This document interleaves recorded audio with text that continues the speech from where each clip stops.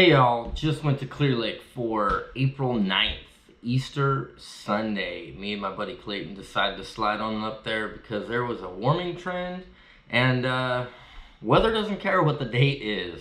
So we ran up there. We ended up getting 1843 for our best five. I say Clayton did most of the heavy lifting on that. As you can see from the videos that'll be playing, I did hook up on some fish, but he's the one that did all the heavy lifting. So good job, Clayton. Let's break down how we did it and what we were doing. Starting out the day, started in Rattlesnake area, tried to go to the rock, covering through that rock in that big flat area. Wasn't picking up anything. Ran back inside the backwaters looking for bedfish, looking for any of that. Water temperature was in that like 57-ish, somewhere around there. Should be priming for beds, should be getting that stuff ready. Was pretty sure that they were probably running into the Keys. There was a lot of boats already in the Keys, some kayakers and stuff like that. We moved across there, went to the islands that are back there, tons of boats pulled in. We just decided, you know what, let's bounce out of here. Went to the old tried and true Buckingham area from a couple weeks ago when we were up there. There was zero winds at all, and while trying to get an A-rig bite going, on that zero wind was just not happening. I was trying to force it. Luckily, Clayton was not forcing it. Clayton picked up Magdraft Freestyle on a beast hook and went to work. Caught some really good fish. It had great ambush points. Setting up, there's, that leftover. Clear Lake loves that current, right? Like you got to run through that current. They were setting up in ambush points, and he was casting right to the right stuff, and that nice subtle mag draft that's going through there just got a couple of good ones to eat. I think it was like 3.5 and like an almost 5, like a 4 3/4 or something like that. Just chucking that mag draft around. Worked our set of docks that I normally go to. Decided, hey, let's try and duplicate this. The visibility was like 4 foot right in that area, 3-4 foot. Decided, hey, let's duplicate this. I ran into some other stuff down in Redbud Arm.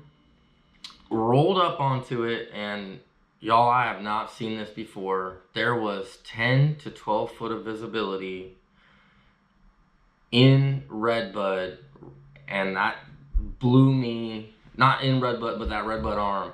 That blew me away. I don't think I've ever seen that much visibility on a lake. I went from Canocti to Honeymoon to Richmond Park.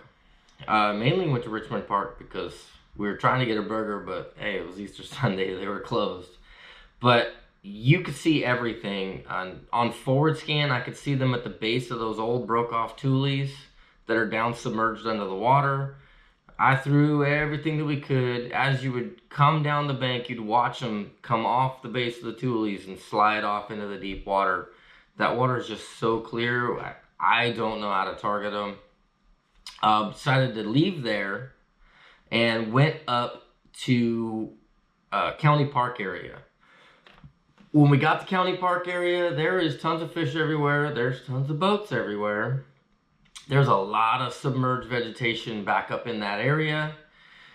And that submerged vegetation looks beautiful, but we cruised a lot of that section. I only saw one cruising fish, and that was it. Most of them were all pulled off into the flats off of it.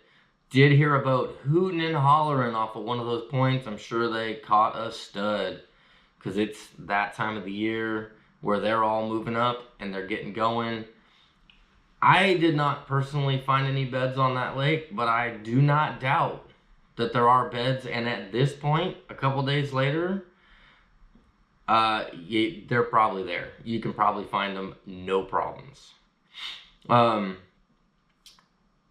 After we ran that down, we decided that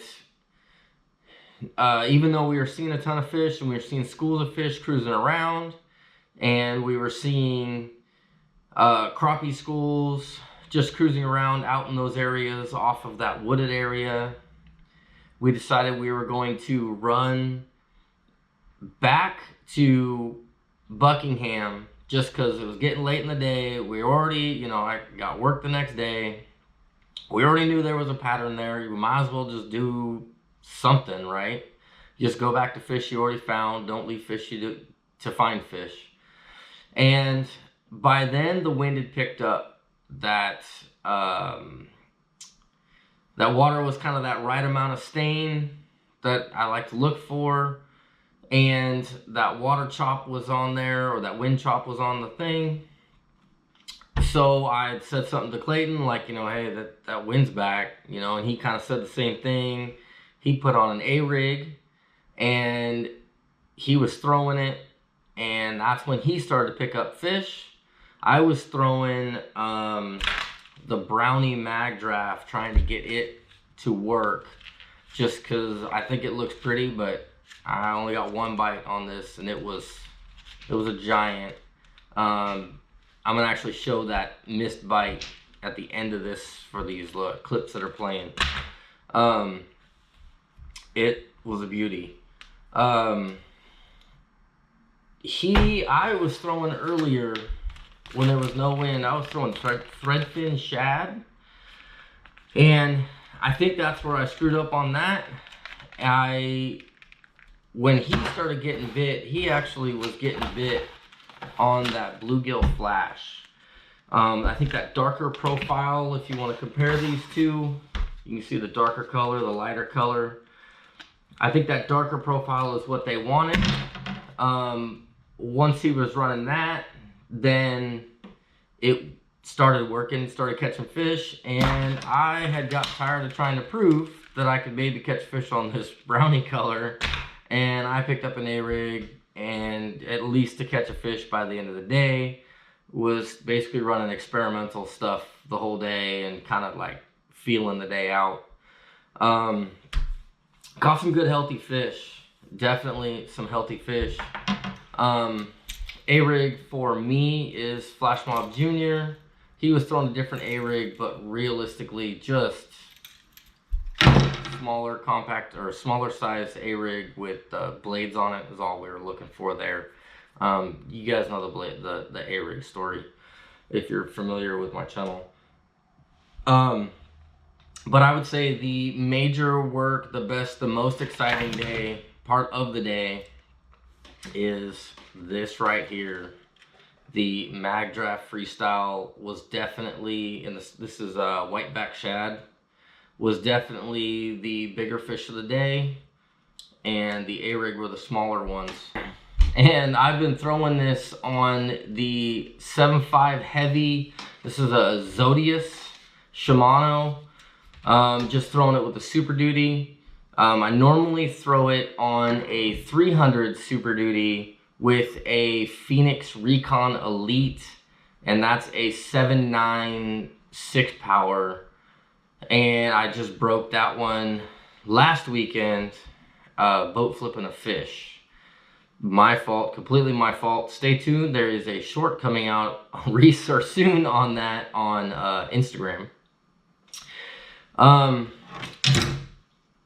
I picked up this rod, which is normally my heavy A-rig rod, and I actually really like this for it. Again, that's the 7.5 heavy. My normal A-rig rod that I run the lighter 1/8 ounce heads on, this is an X-Pride 7'6" heavy, and again, this is a loose 200 Super Duty. I love these Super Duties for anything that has to do with heavier applications, punching, jigs, A-rigs, swim baits, something that I am going to put some weight on this reel and really pull against it, or a heavy bait that it has to handle to be able to chuck it in and out. I have eaten up some reels throwing A-rig.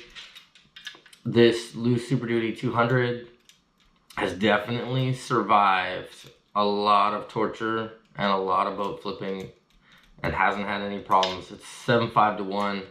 I live in that 7.5 world in almost all of my rods, so that's what I do. 7.5, 7.2, whatever, 7 something. I think that's pretty much it. I mean, realistically, it is the time for clear lake. It's the time for mag drafts. It's the time for swim baits.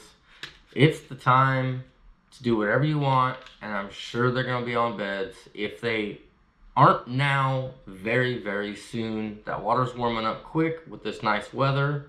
The overnight lows are still in the 40s. And that water clarity is almost there in a lot of places, and it is completely there in other places. So I hope that helps. I hope it gives you guys something that you can work off of. And until next time, I hope you get them.